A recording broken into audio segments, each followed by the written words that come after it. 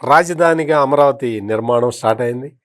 పోలవరం నిర్మాణం మొదలైంది, ప్రారంభించారు, పకడ్బందీగా జరుగుతున్నాయి. విశాఖ ఉక్కుని బతికిచ్చారు. అంటే ఇవన్నీ కూడా చాలా పెద్ద పెద్ద డెవలప్మెంట్స్ ఇవి. ఈ ఆంధ్రప్రదేశ్లో జరుగుతున్న ఈ డెవలప్మెంట్ని దేశం మొత్తం గమనిస్తున్నది.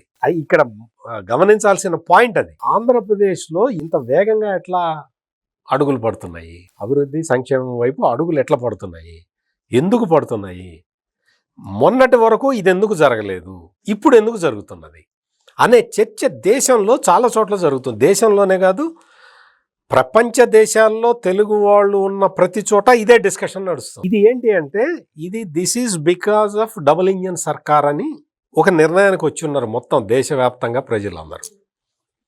అందుకనే భారతీయ జనతా పార్టీ కూడా ఢిల్లీ ఎన్నికల్లో ప్రచారం చేయటానికి చంద్రబాబు నాయుడిని పిలిచింది.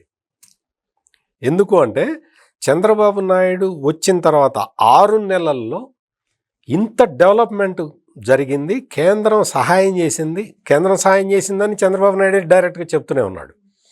కేంద్రం సహాయం చేసింది, కేంద్రం సహాయం చేసింది, ఆయన ఇట్లా 2-3 సార్లు చెబుతూ ఉండేసరికి డబుల్ ఇంజన్ సర్కార్ ఎఫెక్ట్ ఏంటో దేశం మొత్తం తెలిసింది.